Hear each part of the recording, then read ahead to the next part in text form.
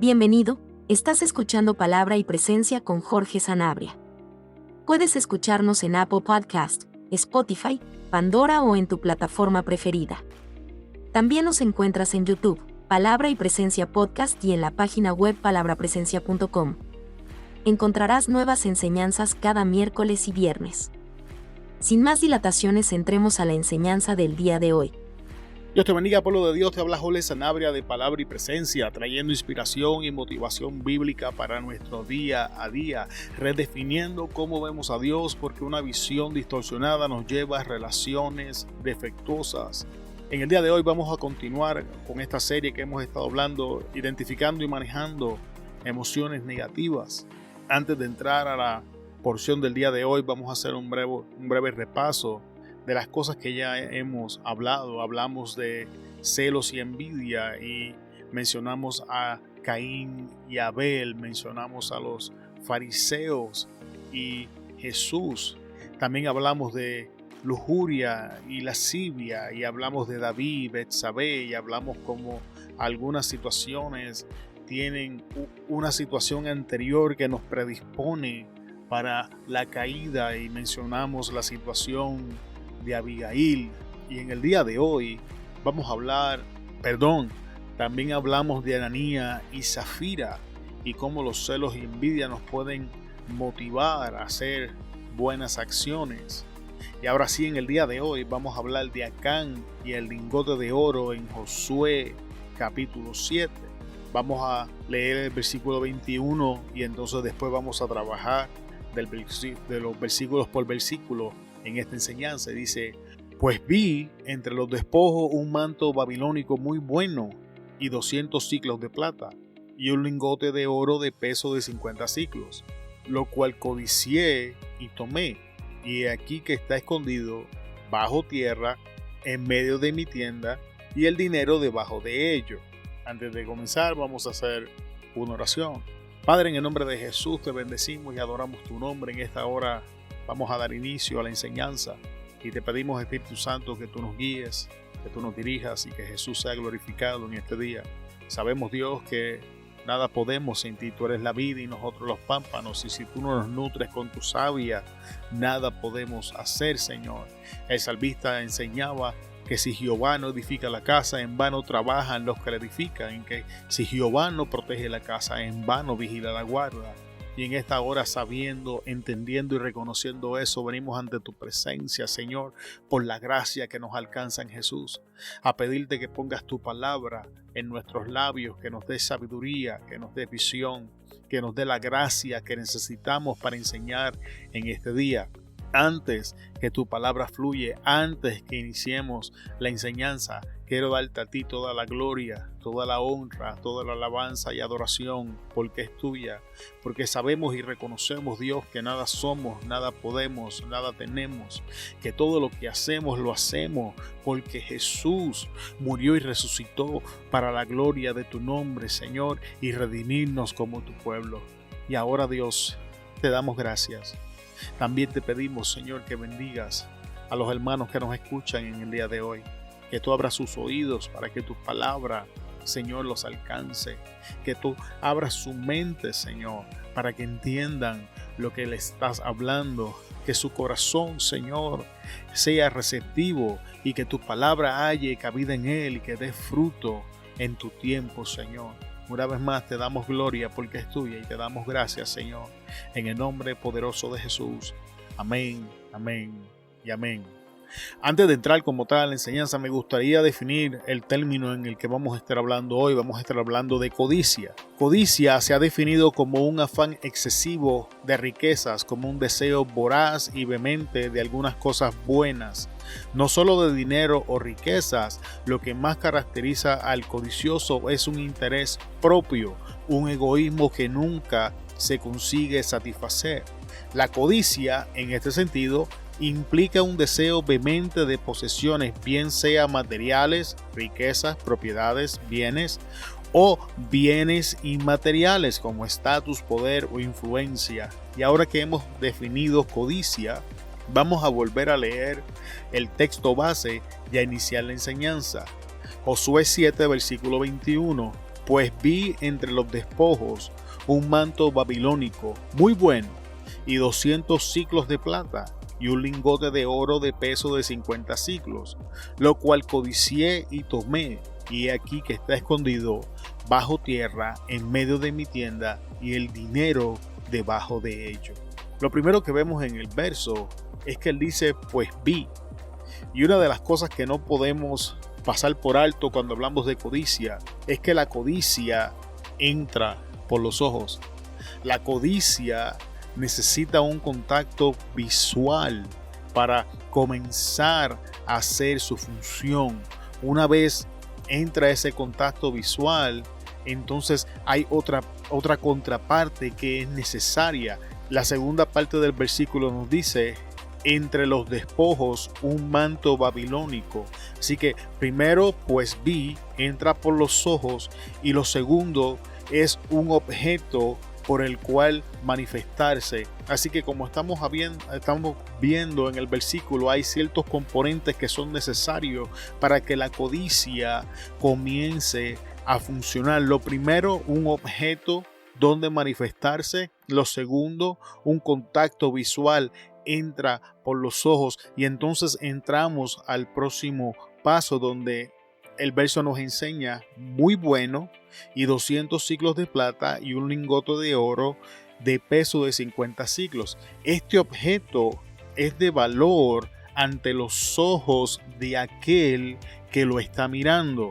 Es importante porque si el objeto que está frente a los ojos del observador no tiene ningún valor ante esta persona o para esta persona, entonces codicia no puede ser activada. Así que tenemos un objeto por el cual la codicia va a manifestarse, entra por los ojos, y que ese objeto tiene que ser de valor ante los ojos del observador. Si te das cuenta, cuando Acán está hablándole a Josué, dice: pues vi entre los despojos un manto babilónico, y aquí está el valor, muy bueno.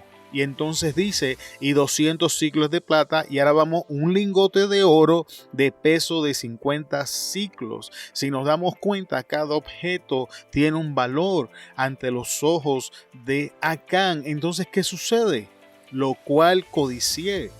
Ahora que hay un objeto por el cual la codicia puede ser manifiesta, ahora que ha habido un contacto visual y este objeto es estimado con un valor ante los ojos del observador, ahora la codicia altera nuestros deseos. Ahora la codicia comienza a manifestarse en nuestros apetitos, y entramos en la lucha de si lo hacemos o no lo hacemos y qué vamos a hacer.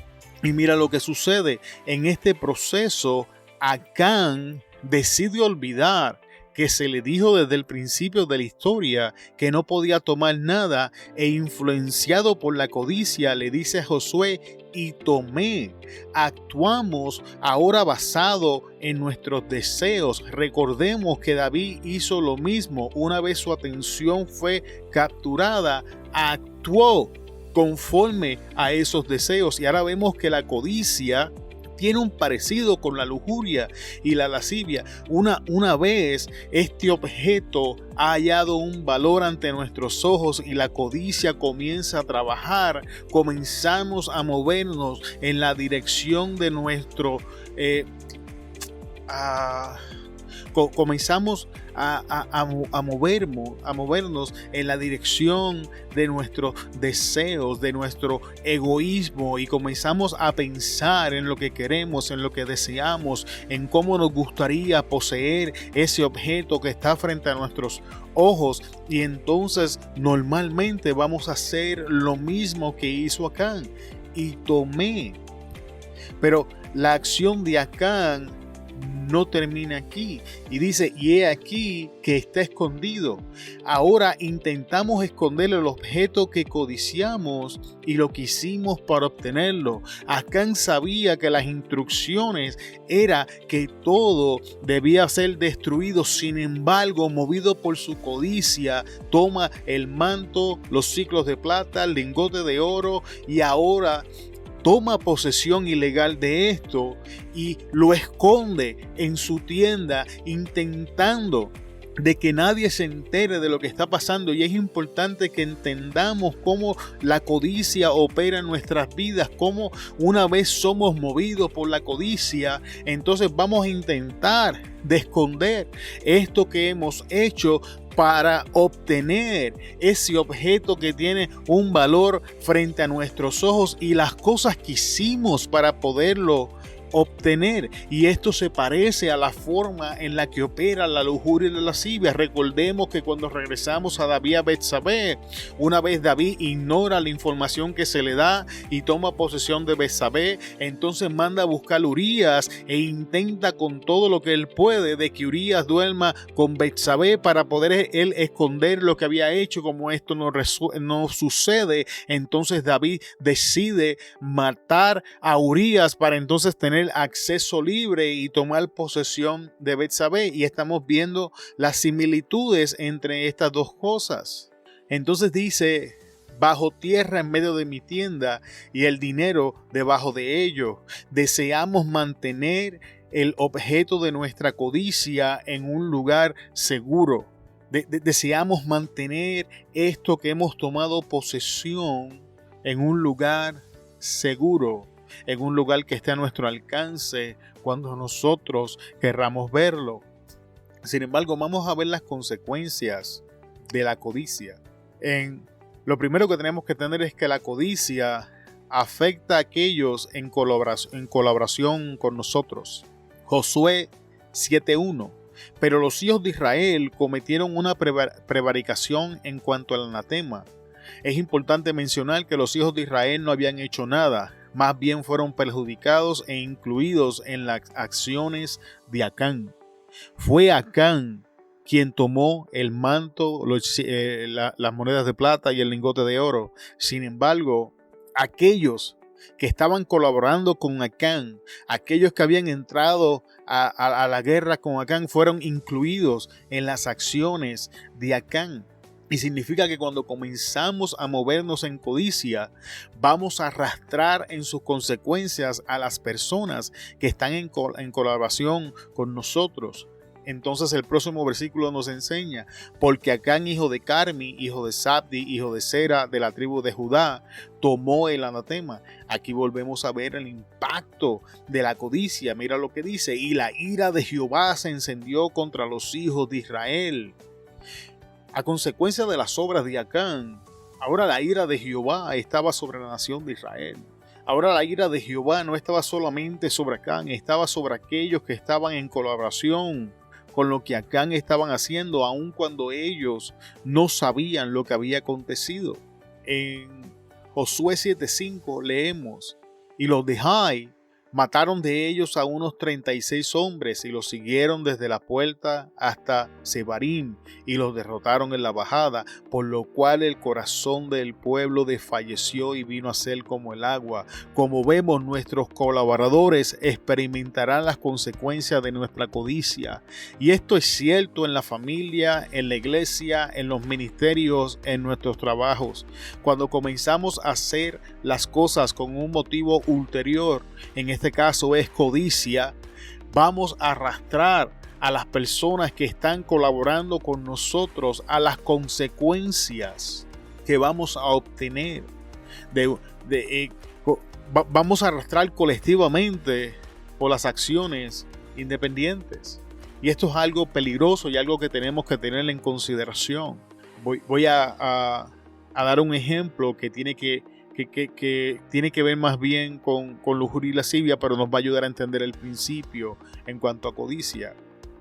Esto es lo que sucede en una familia donde está papá, mamá y los hijos, y entonces papá o mamá ceden ante la tentación, caen en un adulterio y ahora la familia entera sufre el golpe de este adulterio. Pues entra en el divorcio, la separación, si deciden compartirse la custodia de los niños, si deciden vender la casa o cómo lo van a hacer. Y por las acciones de uno, ahora la familia está entera. Y si usted busca en la historia, han habido firmas enteras que han ido a la quiebra por acciones de una persona. Así que es importante que tengamos presente que cuando estamos colaborando con otras personas, nuestras acciones pueden perjudicar al grupo de personas que están trabajando con nosotros. En este caso particular, se suponía que ir a conquistar a Jai fuera algo fácil, fuera algo sencillo. Sin embargo, a consecuencia de lo que estaba pasando con Acán, ahora algo que debió haber sido relativamente fácil, lo que hace es que trae derrota ante la nación de Israel, y el corazón del pueblo desfallece y vino a ser como agua. Ese es el estado en el que la nación termina. Ahora vamos a leer el 6 y el 7. Dice: entonces Josué rompió sus vestidos y se postró en tierra sobre su rostro delante del arca de Jehová hasta caer la tarde, él y los ancianos de Israel, y echaron polvo sobre sus cabezas. Y Josué dijo: Señor Jehová, ¿por qué hiciste pasar a este pueblo el Jordán para entregarnos en las manos de los amorreos para que nos destruyan? Nota lo que Josué está haciendo. Lo primero que tenemos que ver es que Josué tiene la intención correcta. El primer paso es correcto. Él se postra ante el arca de Jehová, que simbolizaba la presencia del Santo de Israel. O sea, Josué llega ante la presencia de Dios. Sin embargo, el versículo 7 le da un giro, y ahora Josué hace responsable a Dios de las consecuencias. A Josué no le pasó por la cabeza la posibilidad de que el pueblo hubiese pecado y que esa era la razón de las circunstancias que estaban experimentando. Josué llega ante la presencia de Dios a ser responsable a Dios por las circunstancias en las que ellos se encontraban, sin hacer un alto y pensar en la posibilidad de que alguien hubiese desobedecido la instrucción que Jehová Dios les había dado. Y nosotros no hacemos diferente cuando entramos en momentos de adversidad, cuando las cosas no salen como deberían salir. Vamos a hacer, o vamos a ver tentados a hacer justamente lo que Josué está haciendo: llegar ante la presencia de Jehová Dios y hacerlo responsable a él de las consecuencias que ahora estamos enfrentando, sin recordar en la posibilidad de que la falla se encuentre en nosotros y no en Dios. Hay otro hombre en la historia bíblica que hace esto y se llama Adán. Cuando Dios le pregunta a Adán: ¿quién te dijo que estabas desnudo? Adán le echa la culpa a Dios, le dice: la mujer que me diste me engañó, me dio del fruto y yo comí. Básicamente le estaba diciendo: si tú no haces a Eva, entonces yo no como del fruto. Y es más o menos lo mismo que estamos viendo en el caso de Josué. Josué llega ante la presencia de Dios y le dice: Señor Jehová, ¿por qué hiciste pasar el pueblo el Jordán? Y mira la última parte: para entregarnos en las manos de los amorreos para que nos destruyan. Ante los ojos de Josué fue Jehová Dios quien los entregó en las manos de los amorreos para ser destruidos, pero sabemos, cuando leemos la historia, que ese no es el caso. Sabemos que ahora mismo la nación de Israel estaba experimentando derrota y muerte porque habían desobedecido el mandato que Jehová su Dios les había dado. Vamos a lo que sigue. Ojalá nos hubiésemos quedado al otro lado del Jordán. Lamento por el progreso, un deseo de volver atrás. Ahora que están en la aflicción, ahora que las cosas no van según lo planificado, ahora que experimentan una derrota, hay un lamento por el progreso que no se alcanzó y un deseo vehemente de regresarse atrás. Y este es el evento catastrófico de la codicia, amado hermano. La realidad es que la codicia nos impulsa a querer tener más, pero realmente al final vamos a tener menos, porque vamos a perder y todavía vamos a desear regresar atrás y obviamente no vamos a poder. Ahora vamos a ver el versículo 10. Del versículo 10 en adelante, la historia nos comienza a enseñar cómo manejar la codicia. Y Jehová dijo a Josué: levántate, ¿Por qué te postras así sobre tu rostro? Vamos a hacer una pausa. ¿Cuál es el primer mandato? Levántate. Sea que experimentamos las consecuencias porque estamos asociados con otra persona, o sea que las consecuencias lleguen y nos tiren al piso como consecuencia de nuestras propias acciones. El primer paso es levantarnos. El primer paso es volvernos a poner de pie. Es salir de la mentalidad de lamento, de la mentalidad de víctima, de la mentalidad las cosas no me están saliendo como yo quiero volver atrás. Deshacernos de esa mentalidad y volver a ponernos sobre nuestros pies. Lo segundo es que le pregunta, ¿por qué te postras así sobre tu rostro? Pero la pregunta es, ¿así cómo? La contestación la tenemos en los versículos anteriores, con lamento, con el deseo de regresar atrás y no continuar, y haciendo responsable a Dios. Ahora Jehová está cuestionando a Josué de por qué está de esa manera ante su presencia. Entonces en el versículo 11 le dice, Israel ha pecado. Y es importante que prestemos atención que no dice Acán ha pecado. Dios dice Israel, la nación. No solamente Acán, sino la nación de Israel ha pecado, mostrando que el pecado es algo infeccioso y su habilidad para propagarse en medio del pueblo una vez haya cabida. Una vez el pecado, en este caso manifestado en la forma de codicia, haya cabida dentro del pueblo, se vuelve epidémico, se vuelve una plaga. Nota que en cada versículo Dios habla mencionando a la nación y no a un solo individuo. Y aún han quebrantado mi pacto que yo les mandé. Amado, la codicia y el pecado son un acto de rebeldía y de obediencia en contra del Dios que nos dijo. Pero, ¿por qué desobedecemos? Porque damos más valor al objeto que a la instrucción o a la palabra de Dios. Recordemos las palabras de Acán, un manto babilónico muy bueno.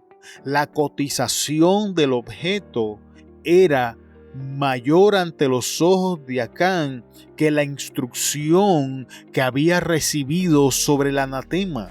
Muy bueno, no bueno, muy bueno. Este es el mismo procedimiento del hombre casado que hace una evaluación de otra mujer muy buena, de la mujer casada que hace la evaluación de otro hombre que no es el de ella, muy bueno. Y al final de la historia, en todos los casos, es el mismo.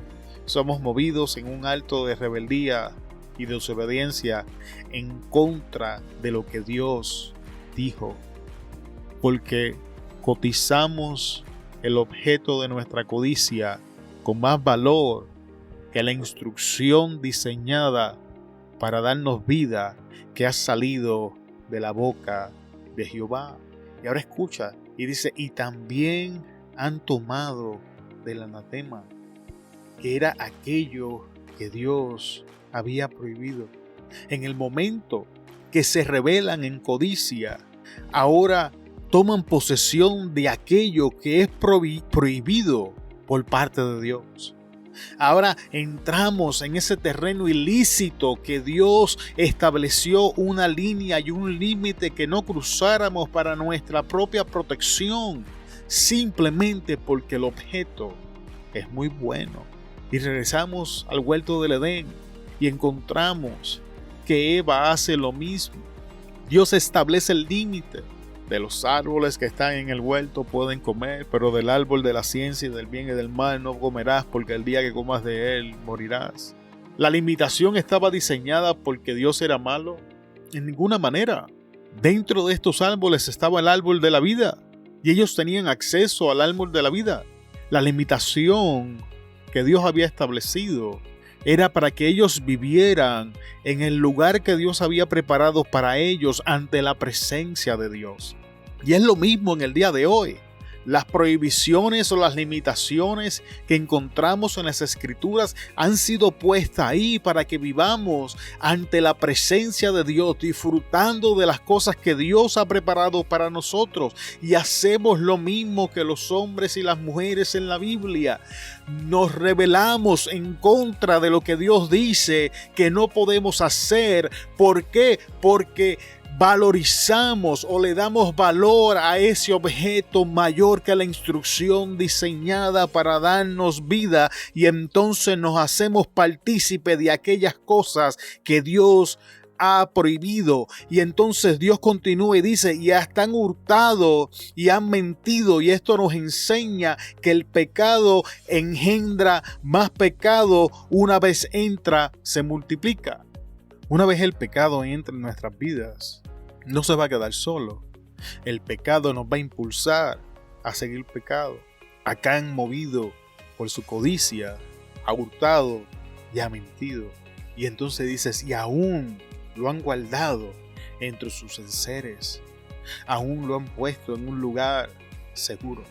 Se han asegurado de que esto esté en un lugar seguro.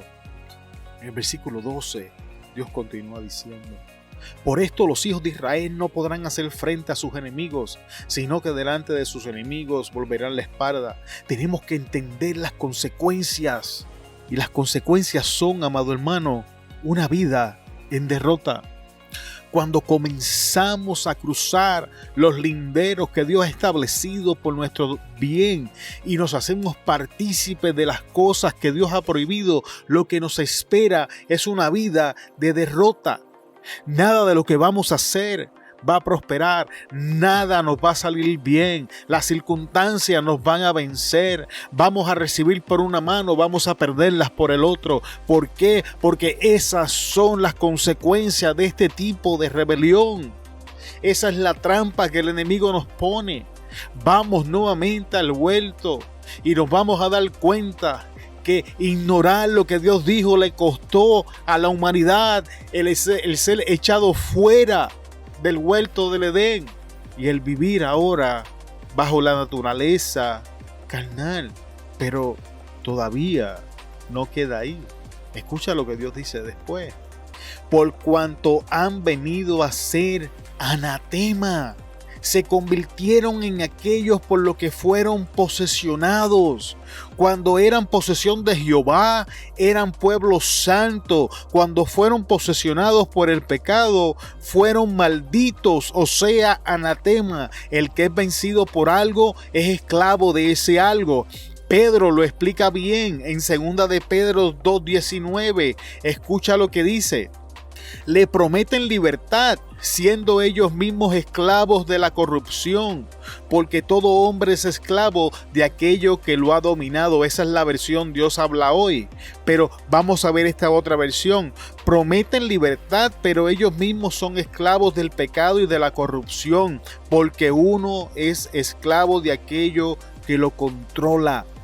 Esa es la trampa, que una vez somos vencidos por la codicia, una vez somos vencidos por nuestros deseos y apetitos, una vez le damos valor o cotizamos este objeto como algo más importante que la instrucción de vida y nos hacemos partícipe de lo que Dios ha prohibido, ahora ya no somos dueños, venimos a ser poseídos por esas cosas que nos seducían. Es duro, pasamos de ser libres a esclavos, de espirituales a carnales y vendidos al pecado.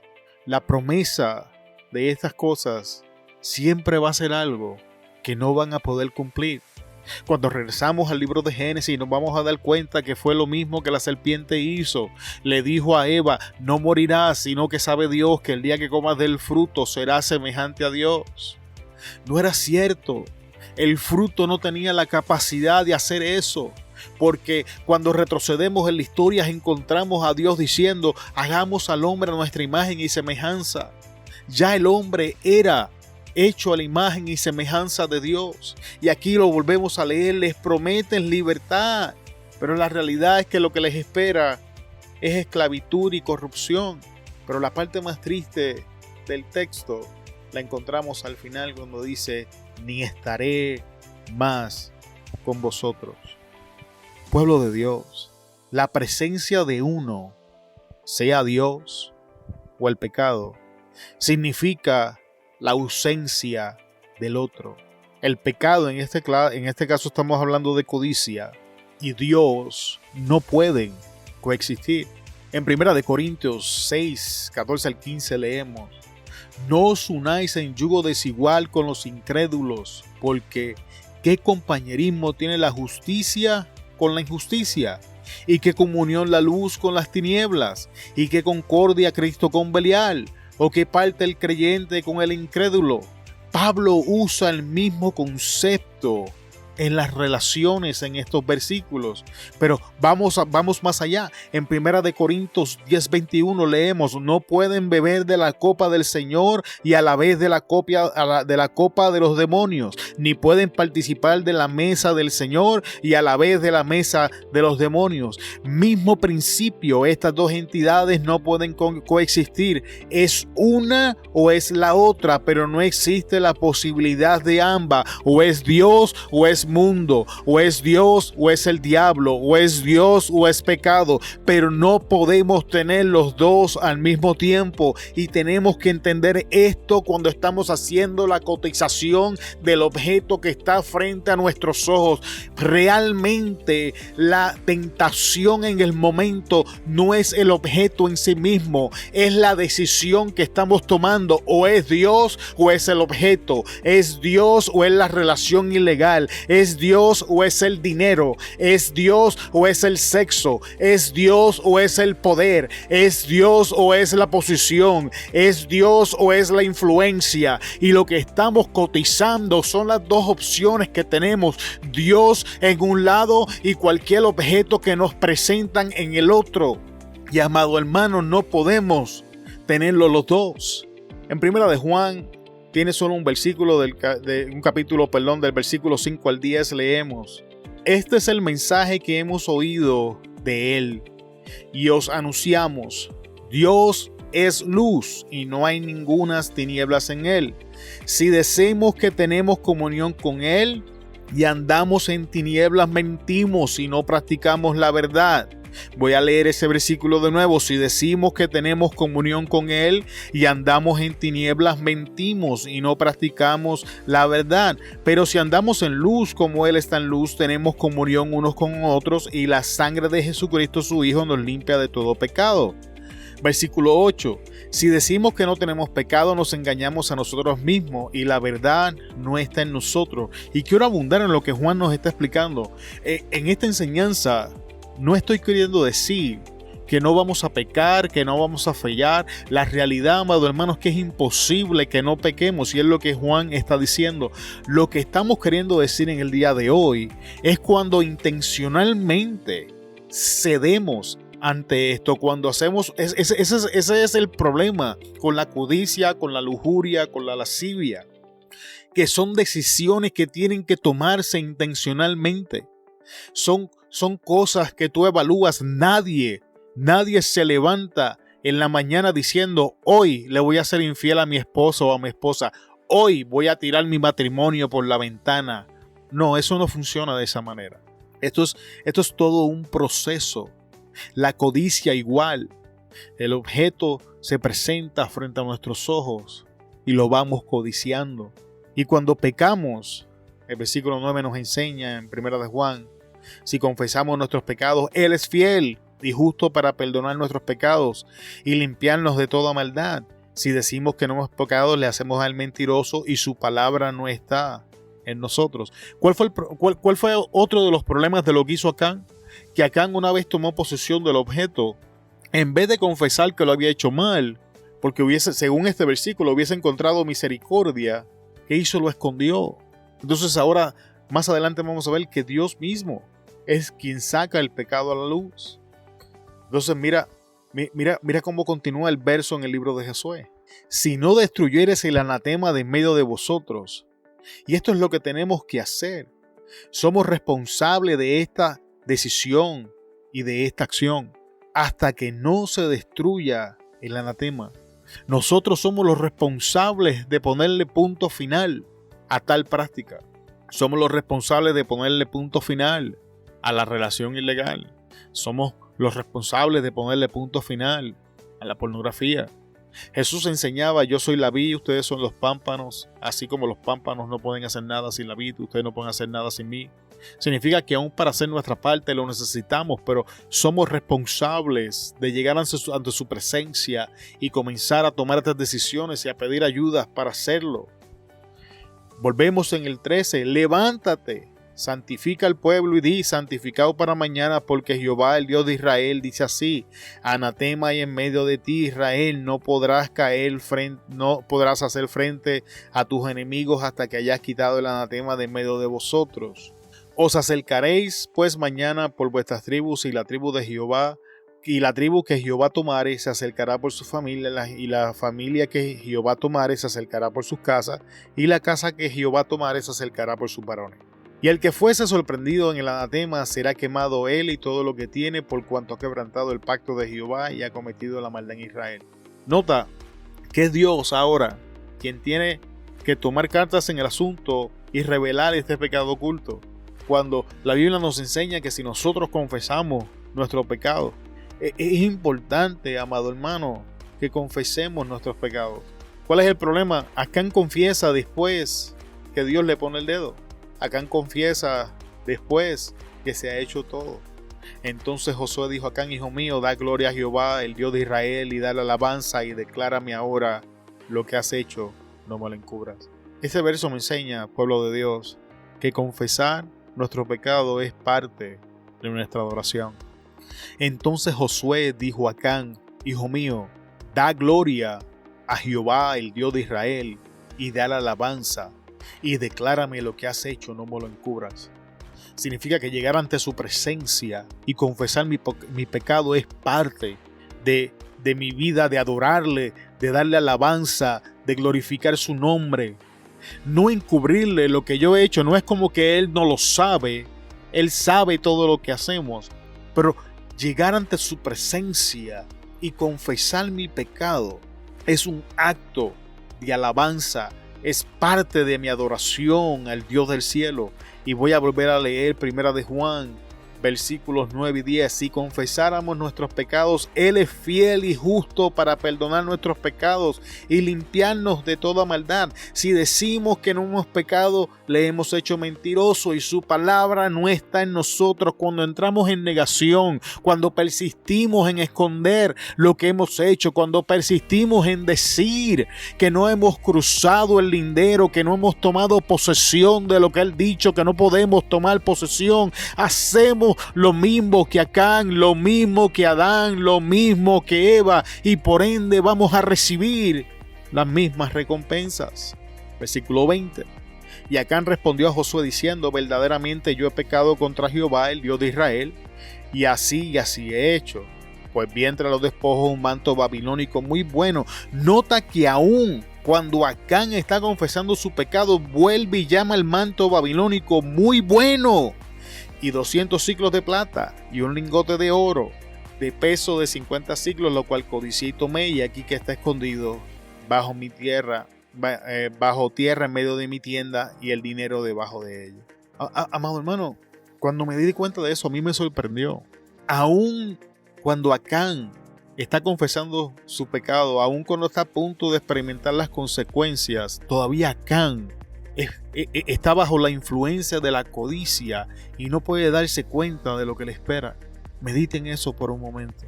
Acán está confesando su pecado y todavía vuelve a llamar al manto babilónico. Es muy bueno. A punto de morir, a punto de ser apedreado y quemado, pero todavía el bendito manto era muy bueno. Tengo que preguntar, amado hermano, ese objeto que estamos codiciando, ese objeto que hemos apreciado como muy bueno, ¿realmente vale el costo que estamos a punto de pagar por él? ¿Realmente vale nuestra vida? ¿Realmente vale nuestra relación con Dios? ¿Vale nuestras familias? ¿Vale años de arduo trabajo? Por favor, medite por un segundo si ese objeto que está catalogando como muy bueno realmente vale el precio ¿O realmente el costo es demasiado alto para obtenerlo? Porque mira en el versículo 24 las consecuencias. Entonces Josué y todo Israel con él tomaron a Acán, hijo de Zera, el dinero, el manto, el lingote de oro, sus hijos, sus hijas, sus bueyes, sus asnos, sus ovejas, su tienda y todo cuanto tenía, y lo llevaron todo al valle de Acor.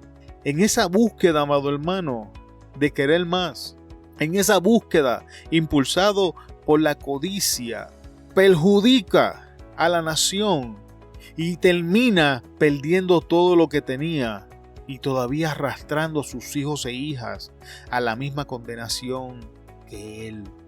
Amado hermano, cuando matan o menciona a sus hijos o sus hijas, está hablando de su descendencia. Eso que él hizo le puso final a su descendencia. Ya no iban a haber más generaciones de Acán. Sus hijos y sus hijas morían con él. Medite en el precio de ese objeto, en las posibles consecuencias, si realmente vale la pena sufrir la exterminación de todos nuestros esfuerzos de esa manera. Y en el versículo le dice, en el 25 le dice, y le dijo Josué, ¿por qué nos has turbado? Túrbete Jehová en este día. Y todos los israelitas los apedrearon y los quemaron después de apedrearlos, y levantaron sobre él un gran montón de piedras que permanecen hasta hoy. Y Jehová se volvió del ardor de su ira, y por eso aquel lugar se llama el Valle de Acor hasta hoy. Acán fue utilizado como un ejemplo de lo que sucede cuando cotizamos algo con más valor que la instrucción de Jehová. Entonces, ¿cómo manejamos la codicia? Triste y lamentablemente, la Biblia nos enseña que los ojos no se cansan de mirar. Y por ende, codicia es una de las cosas que más influenciados vamos a ser, que más va a intentar de ejercer autoridad en nuestras vidas. Y el primer paso para vencer la codicia radica en ese momento donde estamos dándole valor al objeto. Y vuelvo y repito, este objeto puede ser, este objeto que la codicia quiere utilizar puede ser un hombre, una mujer, una posición, dinero, bienes, influencia, autoridad, poder, cualquier cosa que ante sus ojos tenga un valor. Y es en este momento donde entramos en contacto con este objeto que estamos a punto de codiciar. Y una de las cosas que debíamos recordar es que la limitación que Dios ha establecido es para nuestro bien. Y recordar que la instrucción de Dios no es para nuestra limitación, sino para nuestra protección y nuestra bendición. Y entonces, aunque nos pese, porque no me malinterpreten, no estoy diciendo que no hay un peso en nuestra humanidad, no estoy diciendo que el objeto pierde su valor, eso no es lo que estoy diciendo, no estoy diciendo que es fácil. Pero cuando obedecemos, cuando hacemos uso de nuestra voluntad para obedecer lo que Dios dijo que tenemos que hacer, o le pedimos las fuerzas para hacer lo correcto y no lo que queremos, le estamos trancando a las puertas a todo este proceso que acabamos de leer en el libro de Josué capítulo 7. Cuando tengas tiempo, ve y visita este capítulo y mira los estragos de la codicia, cómo este hombre Acán, en su deseo de tener más, perjudicó a la nación de Israel y aún arrastró a sus hijos y a sus hijas y perdió todo cuanto tenía en la situación. Así que con esto llegamos al final de la enseñanza en el día de hoy. Quiero darte gracias porque has llegado hasta aquí. Te bendecimos en el poderoso nombre de nuestro Señor Jesucristo y espero que esta enseñanza haya abierto tus ojos a una perspectiva más bíblica en cuanto de lo que es la codicia. Nos despedimos en el día de hoy de ustedes, pero antes de despedirnos queremos decirles que en el próximo episodio vamos a estar hablando de Eva, la serpiente y el fruto, y de cómo muchas veces la codicia hace uso de nuestro oído para persuadirnos y tomar posesión o tomar control sobre nuestras vidas. Así que una vez más te damos muchas gracias por estar con nosotros en el día de hoy. Se despide de ustedes Jorge Sanabria de Palabra y Presencia. Te esperamos en el próximo episodio. Hasta luego. Muchas gracias por escucharnos en el día de hoy. Esperamos que la enseñanza haya bendecido tu vida.